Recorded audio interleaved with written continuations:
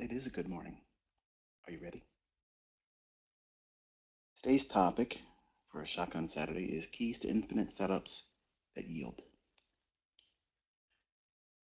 When I was younger, let me just break the ice right now. We're going to be talking about Bollinger Bands and CCI settings. So, is an infinite number of setups that you can find in the markets with any time frame with a Bollinger Band.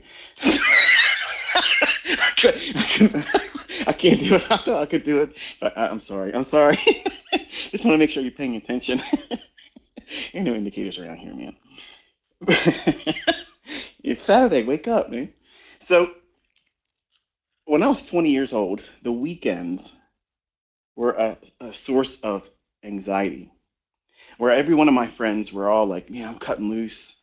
Either they're rolling up a fatty and smoking a doobie with the rest of my friends, or they're getting drunk or waking up with girls or guys that they just met the night before. And I would be sitting there anxious about the trades I'd be missing in the coming week. I would be obsessively thinking about what happens if I watch the charts and I draw out my charts and then I miss the moves. And then I'll have to wait for another week. And I was always constantly worrying about what if, what if, what if. And maybe it is similar to you. Maybe you're thinking the same thing, but it's even worse for you probably because you're learning from me. And I have a lot of things that can get into a trade. I have lots of entry mechanisms, lots of conditions and setups that would yield a limitless opportunity. But that limitless opportunity causes you to feel like, which one's right for me? Which one's right for me? And that, unfortunately, is one of the most expensive things when you're learning from me because I can't give that to you. That's something that you're going to have to discover on your own. And a lot of it's really dictated by your personal life. You may have school, you may have a job, you may have a family life that says you don't have much time, but you have this small little window of time in the day, or this day of the week even, where you have to do whatever you're going to do in trading that day and only then. Now, I don't have an answer for something so specific as that because, let's just face it, it's enough to go around in terms of opportunities, but when you make your universe so small and so finite that you can't really breathe as a trader, unfortunately, you're going to have to make some adjustments and changes to your personal life and make yourself more accessible.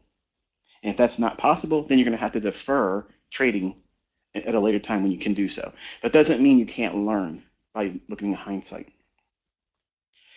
But in my 20s, when I first started doing this, I was very anxious that I was always going to miss the next moves. So it kind of like was the catalyst for me to sit down and try to figure out, what it is that I have to concern myself with in advance. So that way I wouldn't have to be obsessively thinking about the fear of missing a move. But little did I know, I didn't even understand what constituted a setup that would realistically form because I was at the delivery of whatever indicator I was using at the time. So I had to yield myself to, I have to wait until that indicator does this. And because I was working, I was driving a truck, I could only see the numbers on a quote track. That wasn't giving me the indicators. That wasn't telling me if it was overbought or oversold. It didn't tell me if there was a type 1 divergence, just a classic divergence where the indicator fails to make a lower low when price makes a lower low or makes a higher high in price but fails to make a higher high in the indicator. That's a traditional, typical type 1 divergence. And I started off trading that. That was like my thing on an hourly chart with a 50-day moving average. That was all I did. And when the markets are going up predominantly and you're taking oversold conditions like that, it's pretty much a no-brainer.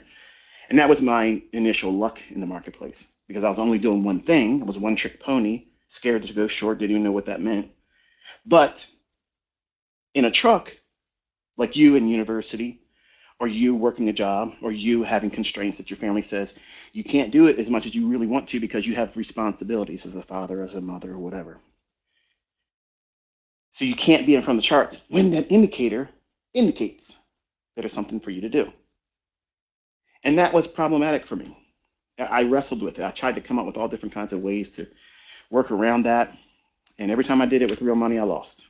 Every single time I tried to make little subtle changes and tweak it here and tweak it there, trying to crack the code of absentee trader, that type of approach. And it didn't work out well. So the Lord basically said, listen, you got to start studying what has happened at very specific times. Pay attention there. Look there. So when I started looking at charts like that, I stopped looking for how many times a divergence formed. And you've probably done that in the past before you come to me, or maybe it's the same thing with my information.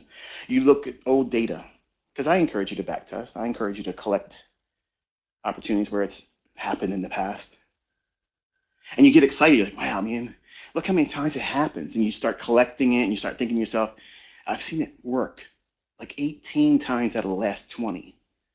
So even if I mess it up, see if I do it, half-assed, and I go in, I try to do it just a little bit less than what ICT would approve of if he was sitting next to me, I still probably have a good chance of making a grand at least a week with my funded account, or at least pass my funded account, or get a withdrawal from my live account.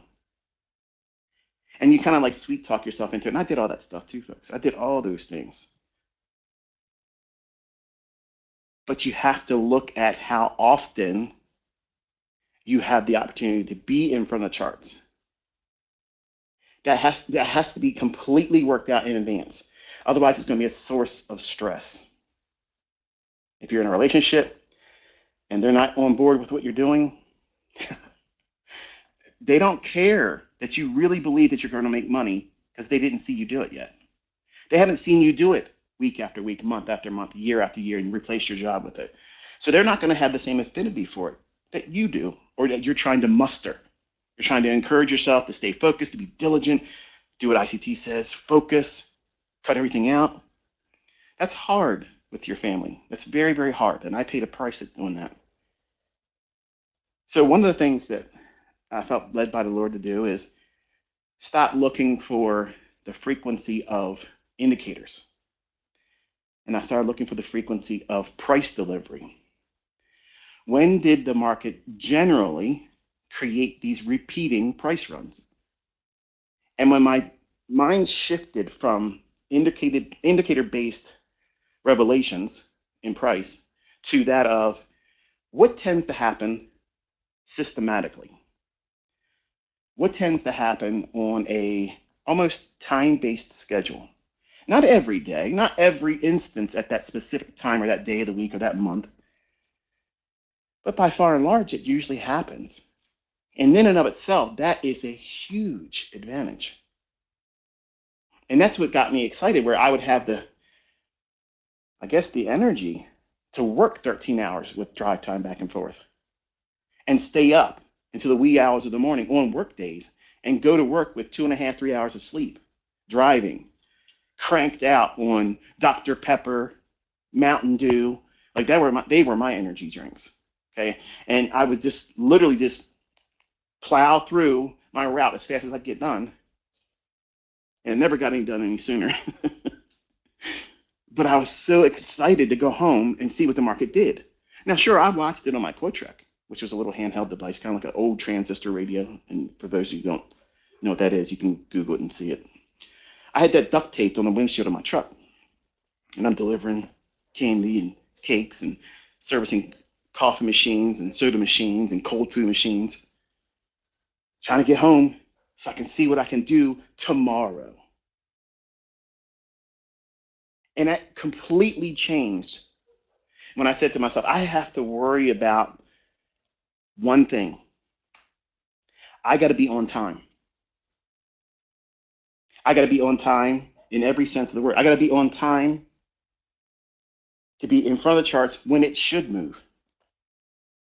See, that's one of the biggest things that I discovered when I was chasing every educator, every author, every book that came out, every new course, every new thing that came out, every new gimmick.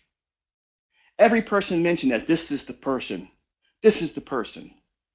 And you see it when I make a post on X and other people that have a larger following. When they make a post, you see these bots that come up. I stumbled upon this guy here, this gal here. She's doing amazing things. Thanks for making $10,000 for me.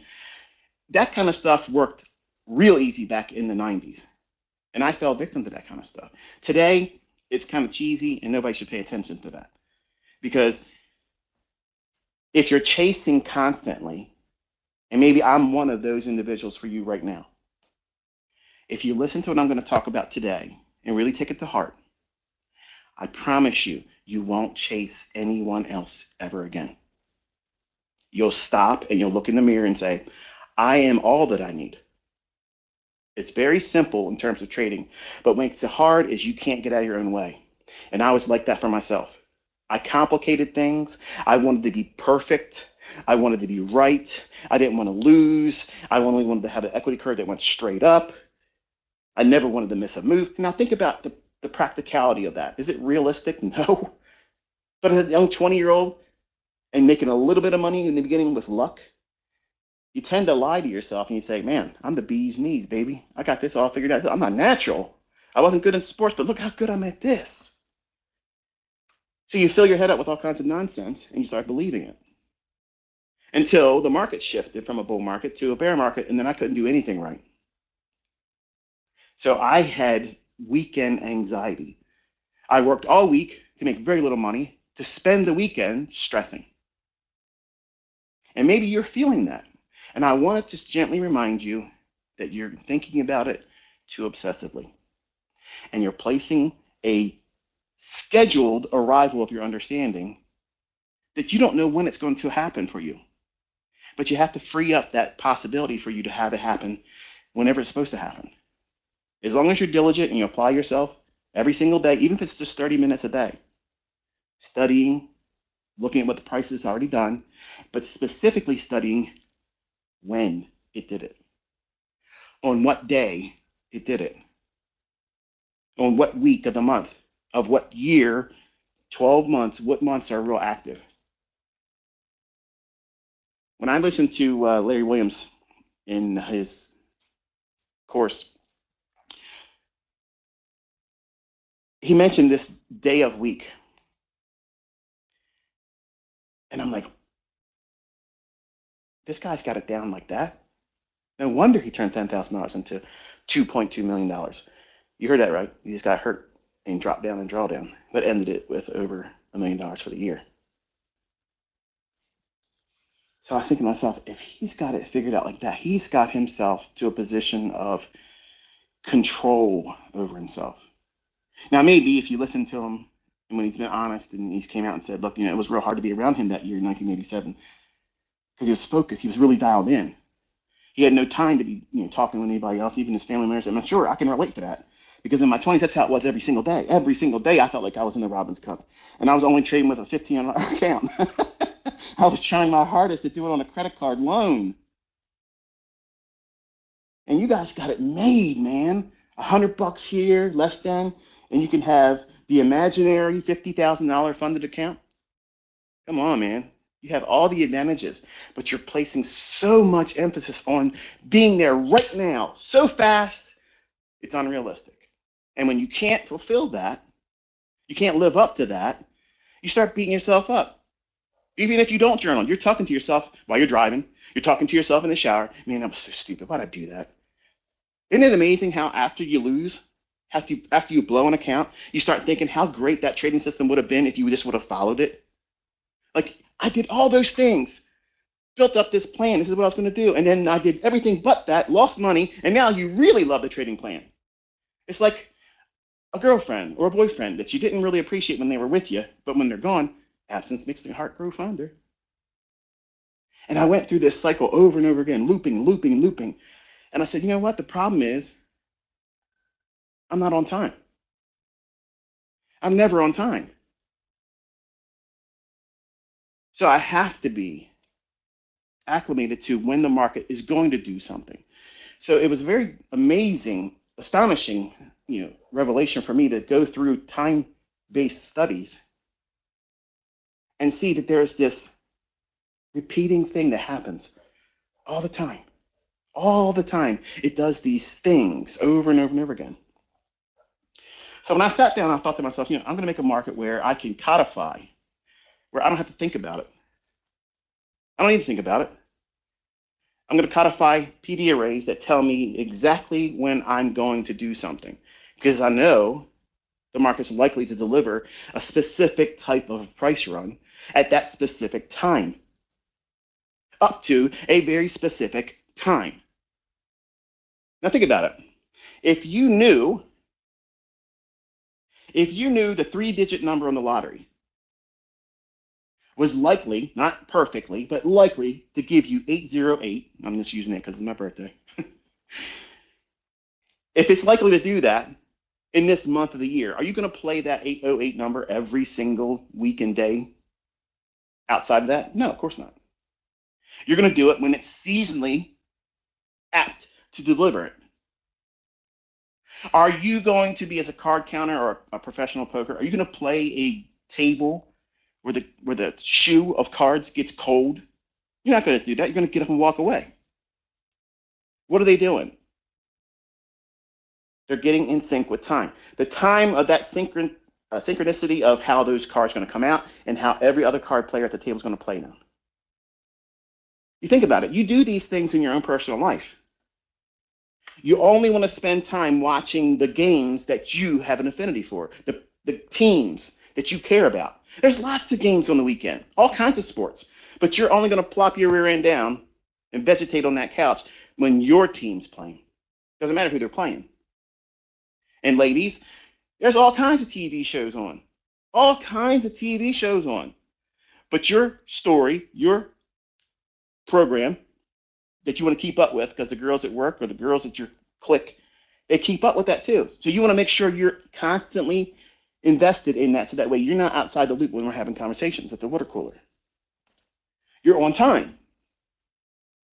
But when we get into trading, and then we're not prodded to do these types of things, what happens is we lose sight of it. And we chase every red herring that's out there, by every charlatan that's waving a banner saying, come at my Telegram, come at my Discord, come join my mentorship, follow my signals, follow my methodology. Because you think that's the easiest, fastest route to getting to make money, when it's not. You're just putting yourself further and further behind. When I stopped and I said to myself, okay, listen, I'm only looking at daily charts and 1 hour charts. That was my perspective. I didn't look at anything less than an hourly chart. I couldn't do anything with less than an hourly chart. I wasted so much time chasing things that led me no closer to being profitable or ever consistent. But I kept telling myself, doing these things will get it, and it never did. Until I woke up and listened to the advice that I felt God tell me to say, look in the charts for when it continuously repeats these types of things. Look here. Look here. That's what I heard. Sometimes it was audible. Sometimes it was inside my spirit. Like sometimes it was my own internal voice. And it sounds crazy if you don't have any faith in him, but that's how it worked. That's how it happened. And I started looking for price runs that would occur at the open at 9:30 for S&P. When the currencies would open up, I traded currency futures, not Forex. I didn't really gravitate to full Forex until 2006. I traded Forex a little bit earlier than that, but I didn't touch it completely and 100% leave everything behind until 2006. But I was a futures trader, a commodity trader in the beginning. And I got real comfortable trading currency futures. Deutschmark, Swiss franc, yen. I loved the yen back then. I hate yen now. British pound, Canadian dollar, all that stuff. All the com dolls. And I loved them because they had a gap opening every single day. Every single day. And you've seen what we've been doing with index futures with gaps, right? Apply that same logic to currency futures, not Forex, currency futures. And you'll see similar things are there. There's a price run that always took place at a very specific time trading bonds. And once I discovered that, I locked onto that and said, I don't care about currency futures. I'm a bond trader. I'm a bond trader because I saw something in that market first as it relates to time. And I said, well, if now I didn't know it right away. It was months and months in the first year of me doing it. I was like, wait a minute. I'm talking to my uncle and I'm telling him, I said, Uncle Stan, like I got something in bonds. It's just so good. But I'm afraid to talk about it because I'm afraid if I talk about it, I'm going to jinx it. And he's already proven it at that time. He's not interested in listening to me because he wants to be a contrarian. I'm buzzing on this idea that I got something that nobody else has talked about. No one else talks about this. I was even afraid to ask Larry Williams by writing to him and saying, listen, do you, because I was like, maybe he doesn't know. And if it's really, really good, he'll treat it like he did with the turtle stuff and he'll teach it. I didn't want to share it with anybody. I was like, this is so good. I don't want to share it with no one. And I said, you know what? Let me see if I can start doing that same thing in my previous favorite markets, the currency futures. Wouldn't you know it? It's right there too. And I'm like, what in the world? How did this escape me? All this time I'm looking at 50-day moving averages and stochastics, five by three smooth on a Williams percent R and stochastic when they agreed it was overbought, oversold, but the divergence occurred in one or the other. It didn't matter. It didn't both of them didn't have to diverge for me. But when they were oversold and one of them diverged bullishly, the next day I'm waiting for the open and I'm waiting for it to go down below the opening and I'm going to buy it on a stop as it goes back above the opening price. That was my methodology then. That was the very first inner circle trader. This is my step by step. I'm not thinking about it. I had to have a mechanism like that to get me in because I couldn't be in front of the phone constantly call the orders in.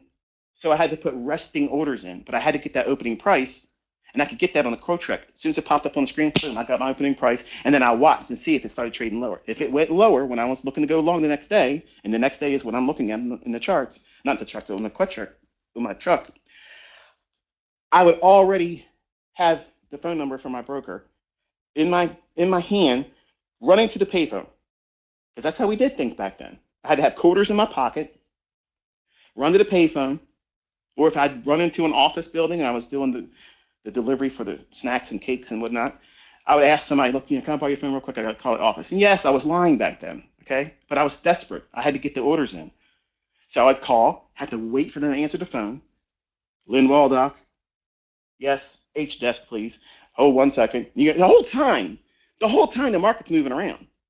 Imagine doing this today with the volatility. It's nerve-wracking. But you place your order, buy on a stop above the opening price. Stop losses, back then I could tell the broker, whatever the low was, that's where I want my stop, one tick below that. That was my mechanism. I could only afford one contract. I was trading mid-AMs, which is kind of like the equivalent of a half a contract for today. Like we have mini, and then we have micros, which is 1/10. Well, back then, we could trade mid-AMs, which were like half the size of a full-size contract. And then I'd watch and stress about it all day long. And in the last part of the day, it would flurry and move in my direction. And when I was right, and I was like, yes! Woo! Do my Ric Flair strut, coming out of the truck, getting into a new office building to get my inventory. I got to fill back up in the machine. It was fun. It was fun when I was winning. When I was losing, it sucked. Because when I lost, I felt like I wanted to throw everything away. But the time-based aspects of what I was doing right, that has never, ever escaped me. I've never turned my back away from that. I've had entry strategies I've created for myself, and I've abandoned them. I've had full-blown trading plans that I've abandoned. But I've never, since discovering these very systematic time-based price runs that occur in price action every single day, every single week, in every market, I've never left it. And last year and this year, I've been teaching it slowly. I've been revealing a lot of those things to you. Some of them, well, you saw in the silver bullet. As soon as 10 o'clock forms, all you need to know is what direction it's moving. Now, some of you obviously stress about this. You make it so hard when I've already taught how to do this. You want an everyday bias that's 100%. And you're not going to get that when you're first learning. Learning from me while I'm calling the market, you can get an intraday bias that's pretty much almost as close as perfect, but still yet not perfect.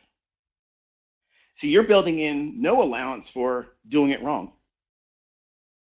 Even if you have strategies like I have that are very specific time-based runs, knowing for what liquidity it's going to reach for, but you're demanding perfect. You're demanding perfect. You get caught up when I say, look how the algorithm delivers perfectly. That's not me saying, look how you perfectly traded that bottom tick, top tick, and you got nothing left on the bone. That's not what I'm saying here. But because you're young as a trader, and you're very, very influential, and you're very subjective about what you listen to, you only want to listen to the good sugar-coated stuff. You ignore me when I tell you you're going to lose money. You ignore me when I tell you you're not going to be perfect. It's going to be hard for you. You're ignoring all that. And the ones that do really well, and by the way, again, round of applause for Kyle. Another monster, like I told you. Team, Kyle, and who else is going to publicly come out? ICT stuff don't work, bro. These concepts, this is going to lead to you knowing what to do and when to do it. But that silver bullet, if you know what the bias is for that session, you don't need to know it for the day. Throw that out for right now. You learn that over time. How do you know what the session bias is going to be? Well, how did we gap open? Did we gap open? What liquidity did they leave in pre-market session? That means 7 o'clock in the morning to 9 o'clock, 9:30 in the morning opening for equities. If you're trading Forex, between 7 o'clock and 9 o'clock. Very simple little windows. And you're looking for these periods of where there are smooth highs or smooth lows, because that's where the market's going most of the time. Not 100% of the time, 80% of the time, we'll call it that. Call it 75% of the time. Oh, that ain't good enough. 75% of the time, it ain't worth my time, ICT. We ain't got time for 75% around here. If you can't get it up higher than that, there's rookie numbers. We got to bump them up, or I'm going to move on to somebody else. Go. Don't let the door hit you in your ass. Goodbye. Laziness doesn't survive around here. But knowing that there's going to be a fair value gap every single day at 10 o'clock to 11 o'clock, it's going to form, and it's going to give it to you on a silver platter before it runs to that session liquidity. It happens every day, and I challenge you all to not believe me and start looking for it. See, you've watched me do that silver bullet. You watch other people prove they make money with it. But you've never really sat down and said, how often has it failed? That's what you were instructed to do. Because that's the stuff I walk on. I moonwalk on all these supposed professionals, these guys that, I'm a so-and-so floor trader. I'm a so-and-so at blah, blah, blah capital. Bro, come out here live and I will sing a dance as these candlesticks go up and down to my music sheet. That's how it works around here. I'm the composer. I'm like Bugs Bunny. Remember that? He raises his fingers up, and in the concert pianist and the concert, orchestra, they're out there trying to keep up with his intensity. That's what it's like. I'm the Pied Piper, and these candlesticks, they follow me. And that sounds arrogant. Yes, it does. And I'm okay with it. I'm okay with that. I don't care if you're not okay with it. The proof is in the pudding. The markets are going to gravitate to liquidity, but you have to know how to define that. It's session liquidity first. First and foremost, it's session liquidity. What does that mean? Well, the morning session, the afternoon session, the lunch macro. If it's going to retrace on whatever move it was in the morning, what's it going to be? Move against the trend that was happening in the morning session. Find the easiest low-hanging fruit low. If you can trade that and find profitability that yields enough of a payout for you, then take the trade. But there's lots of trades that pass me by all day long where they're only 10, 15, 20 handles.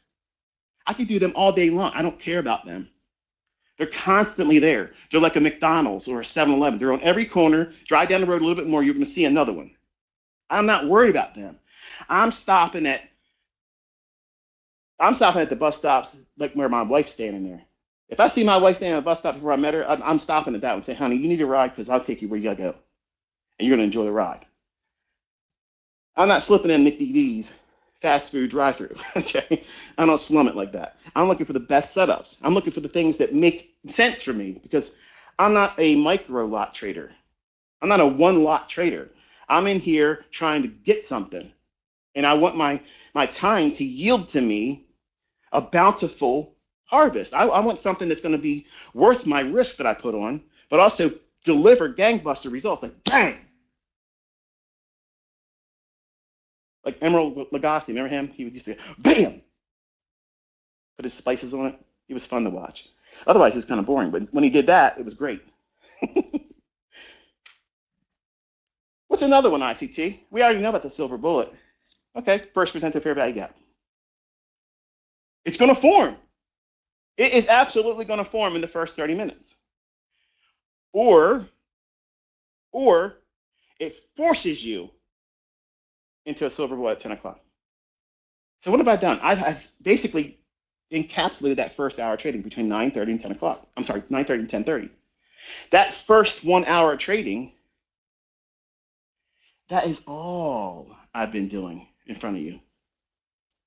Consistent, isn't it? Boom, boom, boom. Calling every candle. Boom, boom. Running to where I said I was going to go. Boom, boom, boom. Never missing the beat. Boom, boom, boom. All of a sudden, you start thinking to yourself, man, this guy's got his stuff together. Look at this. I mean, he's like consistently telling you where it's going to go. Yep. And you can do it too.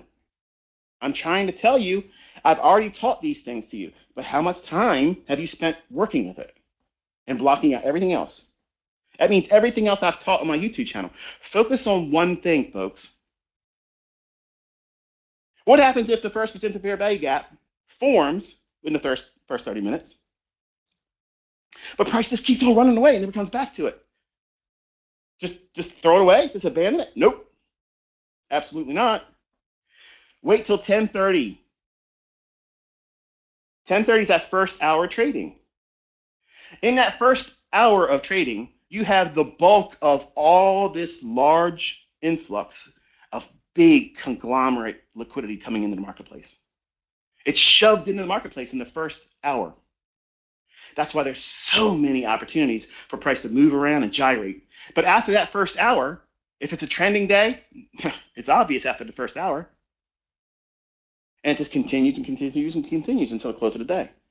But as a trader that's looking for setups using the first percent of fair value gap, obviously, if you're bullish, you're looking for session relative equal highs. That's either going to form between 7 o'clock and the opening about 9:30, or London high or London low. You got two choices there. Which one has a relative equal high or relative equal low? Hello. Hot damn. That's easy. That's easy. That's real easy, isn't it? It completely removes the ambiguity, doesn't it? Now, you would have figured that out if you listened to everything I said to focus on per session. But because you're out there looking for the next shiny object that I'm releasing all the time, you're never spending enough sufficient time working with what I already taught you. Can you teach me how to do a bias? It's easy. I did it again here, and it'll go largely ignored. It'll go largely ignored. Nobody will look back and see how many times it tells you exactly what to do. But you're worried about, am I going to do a Telegram session? Am I going to ever do a live stream? Am I ever going to do this? Am I ever going to do that? I told you I could stop. You already have enough. But what happens if it keeps running? It never goes back to that first percent of fair value gap. In the first 30 minutes, a fair value gap that forms on that 1 minute chart that has displacement. It's obvious. It's showing itself, not some little micro separation. If it never comes back to it before it starts running, wait till 10:30, because you have the first hour trading behind you now. Between 10:30 and 11:30, you have now London close. ICT, we're talking about SPOOs, bro. We're not talking about cable and fiber, currency futures, and that type of stuff. We're talking about why does London close have anything to do with this? Because that's what markets do. They're coded to offer a retracement back down into a fair value. And that's how I teach you. And I've done it. I've done it in front of you. You can't deny that. I've shown it to you. I've walked you through it. I've called it out in Telegram, and you've seen me trade it. Live funds, baby. Pulling back into what? First presented fair value gap. Oh, yeah. How about that? It doesn't have to be the propulsion stage or springboard to put me in the trade. Sometimes it's going to run without me. I might be looking for that first presented fair value gap to get me on the trade. And the market says, not today, ICT. Okay. Okay. I got you. No problem. Do your thing. I'll be waiting for you when you get to 10:30. And when you walk yourself inside my crosshairs, I'm going to hug the trigger. And I'm going to drop you. And I'm going to take my profit inside that first presented fair value gap. At least very first partial will come out there. If it's on a day where I think it's going to go lower, why would I want to see through that? Because in London, there's relative equal lows down there they left generously. That retail's going to say, man, my stop is so protected underneath there. Ain't never coming back there until it does. Expediently. Daily highs and lows. Previous day's high or the last highs in the last 3 days. Because power 3 is not limited to just how one candlestick forms the open, high, low, and close. Power 3 is spreading out when we look at these books, buddy. It's going to be real interesting. Swing highs form and swing lows form with 3 ranges. Whatever time frame you're looking at, it requires 3 ranges.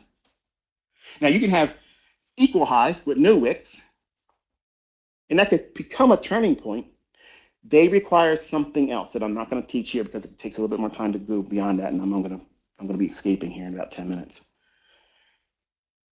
But a swing high and swing low requires 3 ranges, whatever time frame you're looking at it under. If you're looking at it on a daily basis, you have to know what the last 3 days high and low have been. If you don't have that information, you're ill-equipped and not informed. Because those pools of liquidity are gold mines. They are so influential over what price is going to gravitate to. It's nuts not to know what they are. How many times have you seen me call at the beginning of the week, here's where price is going to start gravitating to? It's several hundred handles away. And the market runs up. It's right up there, falls short about 80 handles, creates a swing high, and then it plummets. And you're thinking, look at this guy, wrong. I can't wait to go on Twitter. Can't wait to go on X. This guy is such a failure, blah, blah, blah. And it just goes down to something as a discount that I'm trading in front of you, calling it in Telegram, and then I'm running it up into that target. I love those setups. They place that swing high there just below a target that I know is a draw on liquidity, which is an old daily high, which is a previous week's high. No, that's not earth-shattering. No, I didn't invent that. I didn't say I did. But all you yahoos out there that want to talk smack all the time, you literally don't do it because you're looking at something else.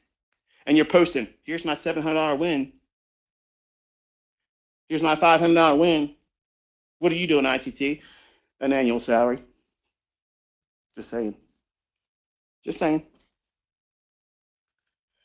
Swing highs that form just below or just above draws on liquidity that I've shared openly with you.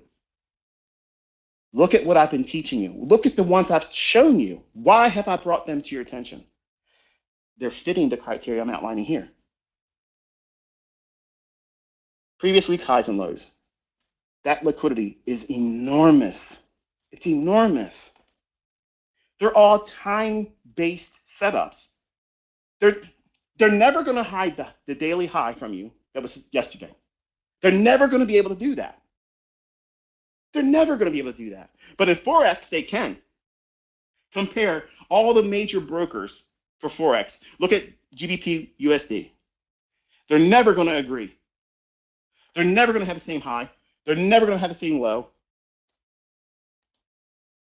That market, especially right now, has so many disadvantages versus the futures market. The futures market, everybody has the same high. Everybody has the same low. So that means every bit of liquidity that's going to be above the high is concentrated at that high price and just above it.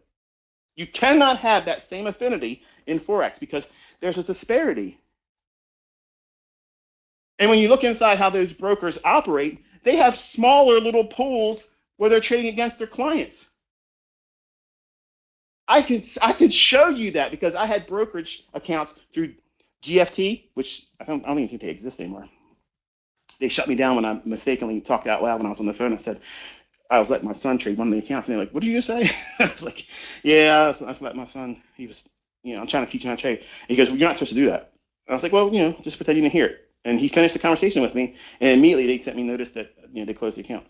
Okay, but I found out because I had multiple accounts in that brokerage firm, those highs didn't agree. Just like FXCM, remember them trash brokers? Remember that trash broker FXCM? Same thing there. Multiple accounts, friends that were trading too. Their highs are different from mine. I'm like, what in the world? Wow, that's way different from what I got. You don't have that problem when you're trading futures. Nasdaq's high is Nasdaq's high. But having that pool of liquidity, it's time based. It's time based. You're never going to be able to hide it from you, ever. They're never going to be able to hide it from you. New week opening gaps. You've all fallen in love with them, haven't you? They're like magnets, like black pools. No light escapes them. They suck in everything. Beautiful, isn't it? Isn't it beautiful? You can see how they just go back and forth, gravitating to this one, to that one. There's so many setups intraday that you can take with that. And you don't even need a bias. You don't even need a bias. If it's in close proximity to a new week opening gap high or low, and it creates a fair value gap that's bearish and the new week opening gap's lower by 20 handles or a little bit more than that, you have an easy bread and butter setup right there. Oh man, it's easy. That's easy. At the end of this year, I'm going to give you a challenge going into next year. Don't do it now. Next year. I want you to try to go into the day with a demo account and always be in the market. You got one contract, micro contract, and I want you to constantly stay in the market for a set period of time, the entirety of the AM session, or the entirety of the PM session, or the London session. Or if you're really gung-ho about it, the entire session. A lot of people don't have the stamina for that. But I've done things like that. I've conditioned myself to do that. It's constantly, I got to be in a trade. If I close, it's only because I'm reversing. You want to learn how to really get a feel for price action? Practice like that. And you will be a maestro in market structure. And you will run circles around anybody else out there that has a title that they work at this firm or this, I'm a Goldman, I'm a this, you're a goober. Okay, you can't do anything. Because if you could do it, you'd be out here moonwalking in front of everybody doing it, but you ain't. You're laying on your title. Who cares about that? You're trading other people's money. You don't even suffer the real losses when you have a loss. So what's that really telling you? New day opening gaps. The opening range gap. They're all time-based mechanisms. These things cannot hide from you. And when you strip it down and say, okay, I'm going to look for the setup that runs into a new week opening gap. I'm going to forget everything else that ICT ever said. I can see this happening every day. When you're weak analysis, W-E-E-K, not W-E-A-K, your weekly analysis suggests that we're going downtown for a while, a couple hundred handles. And you see intraday, after a rally in the morning up, and it's starting to break down, starts to roll over a little bit. Now you see that we're just hovering above a new week opening gap, whether it be this week's new week opening gap or last week's new week opening gap or any one in the last 5. That is a no-brainer trade. They're going to be such an easy ride. Low resistance liquidity run, right down to new week opening gap high. That's it. Don't try to get in there and get fancy with the constant encouragement of it. Don't try to get the whole new week opening gap. Same thing with the new day opening gap. If you use these as little magnets, you're tossing your coins in the direction of that magnet when you put a trade on. Sure, not every one of those coins are going to be magnetized and gravitate right to it. You might miss a little bit of the move. Even if you get close to it, it's just like in horseshoes. If you get out in the direction of that new week opening gap or new day opening gap from where you entered, if there's a difference that allows you to make your ends meet, your car payment, your car insurance, pay for your groceries for that month, you know what you're doing? You're eating. And in this world right now, that's the number one priority right now. You're not about getting rich. That can happen over time. But you got to learn how to eat by your own hand, not the person you're getting a paycheck from each week or biweekly. You got to learn how to do this on your own. And you have enough tools now. You have enough things from my repertoire, my arsenal, but you aren't doing anything with it constructively. You have to strip it down and say, okay, when am I able to do something in the marketplace? And which one of these tools am I going to use to draw on for liquidity? Because that's the secret, folks. You want to know the secret to trading? Where is it right now? And where did it come from? Where did price just recently come from? Did it just run below a swing low? Okay, if it did that and you have relative equal highs above you, you have a 90+% chance that that thing's going up there. Even if it fails to go up to the relative equal highs, you have something that will yield you opportunity to take something out partially. I posted something this week and I said, if you start framing the risk in trade management around your first potential profit, where you take a partial, and you should know what that is before you even put your trade on. If you're rushing in there, oh, I gotta get in there. You're not doing what you're supposed to be doing. You should already know where you can get out with something, even if you are wrong. But you don't want to hear about that. You don't want to admit that you're probably going to do it wrong. Let me tell you something. The reason why I'm not doing every day in Telegram is because there's a whole lot of manipulation going on in the market right now. And me against the hand's going to win. That's just me being real. I know where my limitations are, but I also know that the market can't stay like that in perpetuity. So I'm just chilling. I'm being real quiet, reserved about what I'm doing privately. I'm not placing my stops publicly. I'm not telling everybody what I think it's going to do right now, because I'm in here trying to make ends meet too, right? In a way. So what are you going to use? What are you going to have your core model wrap around? What is it drawing to? It's not your entry mechanism. I have 80 plus of them. The ones that are constant, that always agree all the time, no matter what I'm trading, what model, are these periods of where the market creates this pool of liquidity. Inefficiency or liquidity. And they are perfect. They're perfect in their understanding of how it's going to draw price at that time. If it doesn't draw to them and it starts to move away after I enter a trade and it says, no, I'm not interested in going down there, then it's easier for me to cut the bait and say, okay, I'm going to take the loss here. I won't let it take my stop loss. It gives me clarity. A lot of you ask these questions that I've answered without actually addressing them, verbatim. A lot of the questions you all send me in my comment section or post to me on X, I have answered all those things in the natural delivery of the content. But you're looking for a way to avoid 500 plus videos when not all those videos should be looked at right now.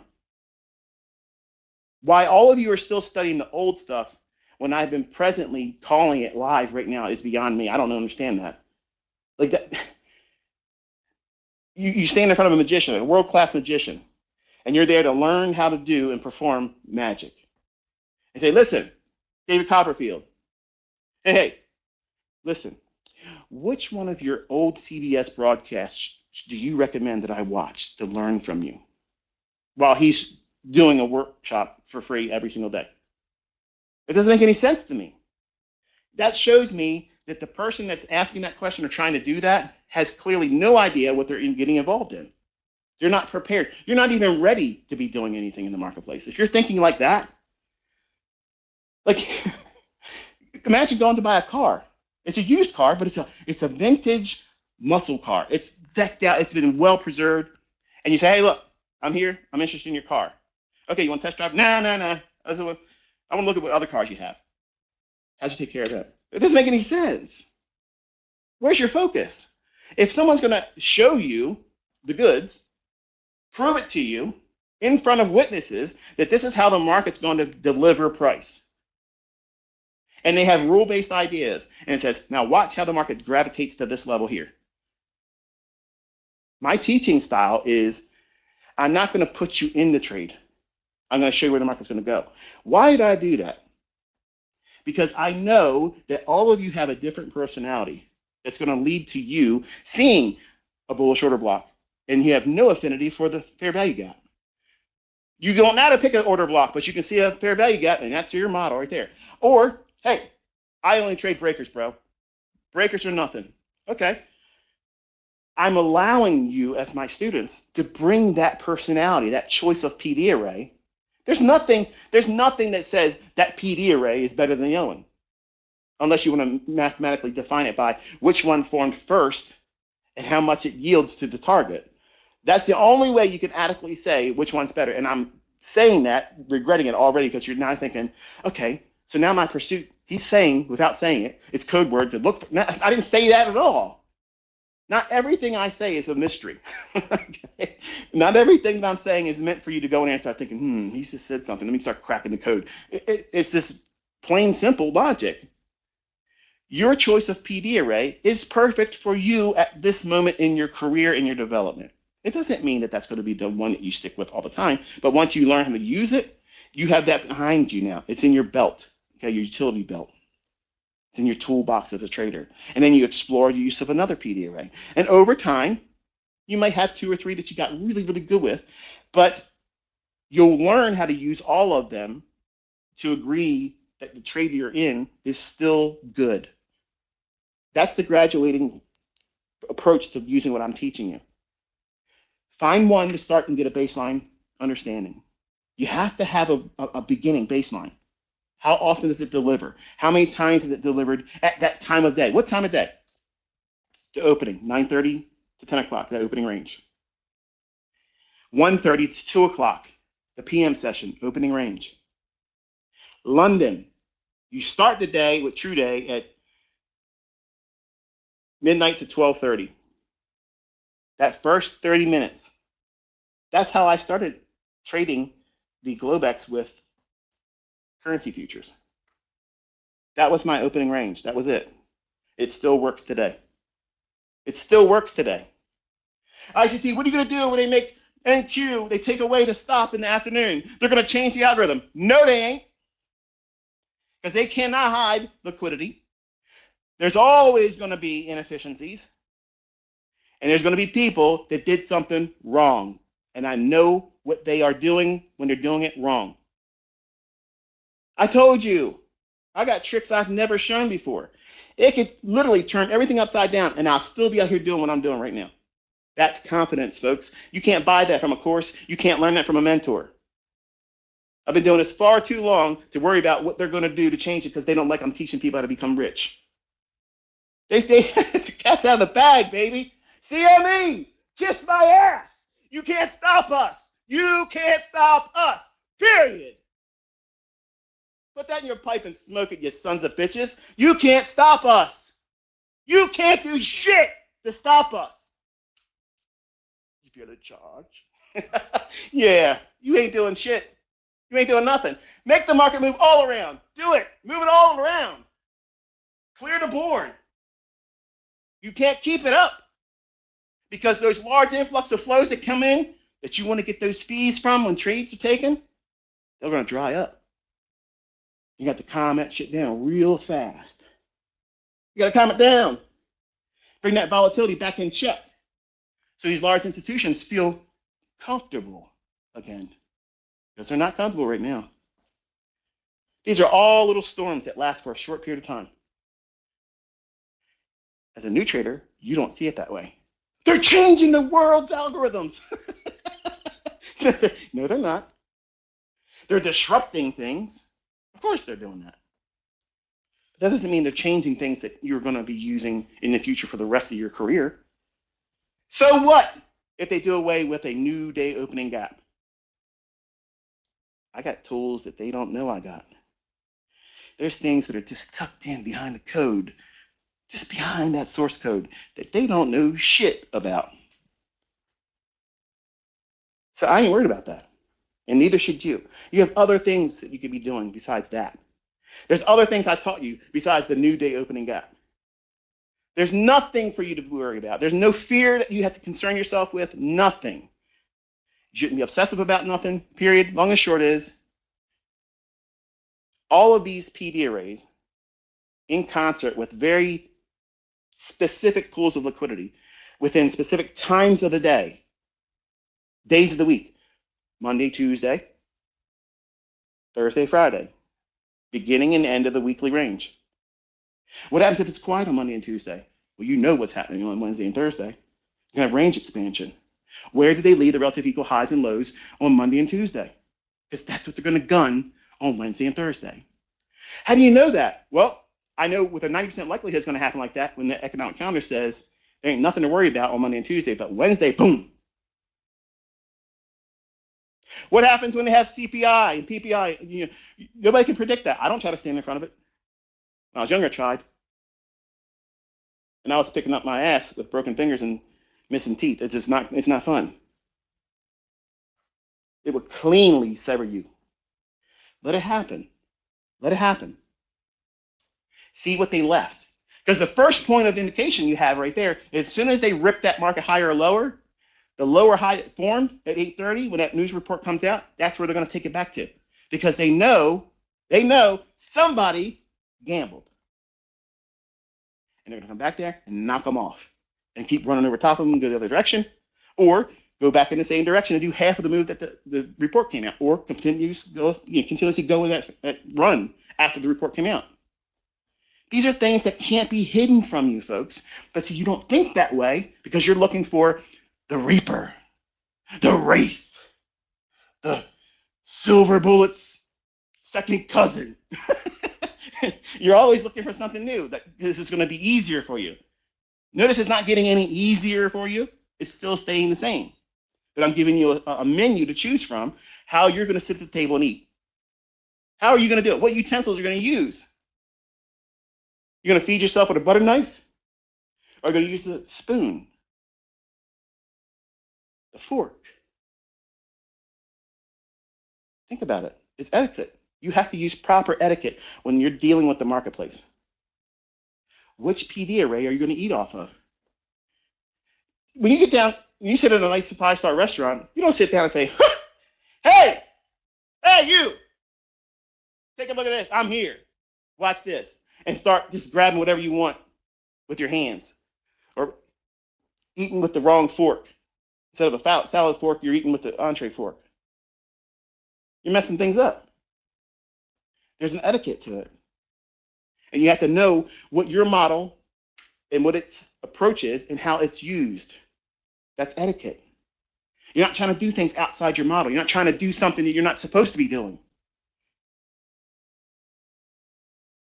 All of these setups I've mentioned, these conditions, they have an infinite level of yielding supply to you. I could remain silent for the rest of my days on this earth. And what I've said to you today, for those who have been with me for a while, and you understand what I said, because I know some of you are brand new, you're like, I have no idea what this guy's talking about. Why is he yelling? To get your attention, because I know some of you are falling asleep or bored. Grabbing you by your lapels and shaking you.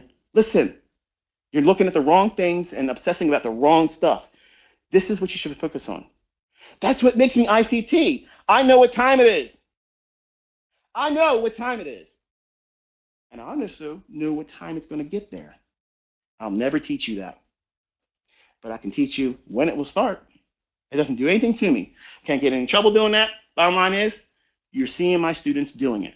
And there's a new influx of new students proving they can do it in their own hands. I'm not guiding them. I'm not guiding them. They have worked for it themselves. They put the time in. They've worked on studying. They back tested. They don't care what anybody else says about me or whatever I taught. They don't care about that stuff because they have seen enough. The little bit of study they've done, they say, I see something there.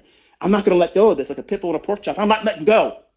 I'm not letting go, damn it. I'm going to figure this out. And you need to have that tenacity. Because if you don't have that tenacity, you won't make it here as a trader. I don't give a shit if you're learning from me or someone else. I don't care. You need to know that this is for you. No one's taking it from you. Try me. I ain't never letting go. That's your attitude. That's how you're supposed to have it, that mentality. If you don't have that, you need to muster it. You need to build it up inside you and say, you know what? This is from me. No one's taking it from me. And I'm not going to be denied. You can't. You can't withhold this from me. When you have that, unstoppable. Unstoppable. And then when you have the model in your hand and you know exactly how you're going to perform with it, you have no idea. You have no idea the potential you have then. Every goal that you ever set, smashed. Every goal that you ever imagined within your reach, smashed. And you look around and say, man, I did not have high enough goals. This was too easy. This was too easy. But while you're going through it, it seems impossible. It seems like you're never going to get there. You'll never get there if you quit. If you listen to other people, you're never going to get there. You're inviting people that are stupid. They're ill-informed. They have no idea what they're talking about. They're not doing it, so why are you even listening to them? They're not doing it. So why are you taking other people's advice that aren't doing shit? If they're not doing better than you, they don't have any opinion on how to make you better. But you all listen to that stuff. Cut it out. Cut all that stuff out. Go right to the core of what you're doing this for.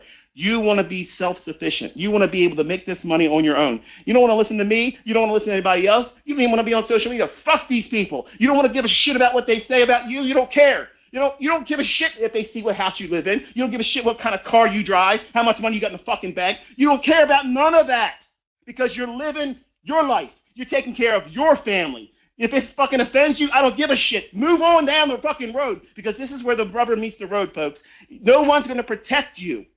I can't protect you. You're going to fuck it up if you fuck it up and you did it in your own hands. But if you do the due diligence and say, I'm cutting all the bullshit out today, I'm cutting it all out. I got no excuses now. He said it. I got no excuses. It's there. It's in the charts every single day, every single week. What am I going to do with it? Not one of my students is doing everything I ever taught. Not one of them. The ones that are millionaires, they found one thing that made sense to them and said, fuck everything else. I don't need it. This works. This works. It works in my hands. I don't lose sleep over it. It's what I needed the whole time, and I recognized it, and I don't tinker with it. I don't try to improve it. It delivers. Done. You don't go in and tell your boss, you know what? I worked last week. I said to myself, you know what this guy needs? I need to fucking work for half my salary. I need to do my due diligence to make this company better. Fuck it. I'm giving half of my time, half of my salary for my time because you know what? I care about this company. Fuck no, you're never going to do that. You're never going to do that. But that's exactly what you're doing when you half-ass trying to learn this. This is the hardest, easy money you've ever made. And the only thing that complicates it is the person you see in the mirror. How long are you going to let that person in the reflection of that mirror hold you back? You got to tell that person that you're looking at in that mirror, why are you dragging ass? Why do you keep messing us up? Move out of the way so we can get there. It doesn't matter who else agrees with us. It doesn't matter who else believes in us. I believe in me. I believe I'm going to do it. You may not see it yet, but when I look at you again, months, weeks, years from down the road, you're going to see what I already see because this mirror lies. It's showing you something that you don't look like when I look at you. You think you look like that person in the reflection of that mirror. You don't. You don't. It's backwards. And it's not shocking when you think about how we think ass backwards. We think about things backwards because we don't think we deserve it. Bullshit. You deserve it. The fact that you're still listening to me, bloviate. You know you want it. You can fucking taste it. It's within grasp. You know it's there. You just got to keep digging. And it's going to happen for you. It's going to happen. You think fucking Kyle didn't feel like he was defeated a couple times in the beginning? Of course he did. Kane, you think he couldn't fucking have a bad day and think, man, this shit's never going to happen for me, bro? What's going on? I have dozens other ones that I'm begging for them to come forward. Not because I'm selling a mentorship, but I want them to know that, want you all to know, they're not the only millionaires. They're not the only millionaires. But they don't give a fuck about you. They don't care about your opinion. Why? Because they're living their life anew, brand new, new step, new spring in their step. Why? Because they don't need ICT no more. And guess what, baby? Woo! That's exactly what you do when you graduate. Fuck you, ICT. Thanks, brother. See ya. That's exactly how I want you to do. I don't want you tethered to me. I don't want you constantly tethered to me. I want you to say, thank you so much, but I ain't got time to be messing with you no more. I got things to do. Places to be, gone. That's exactly how you leave the nest. That's it. We're done.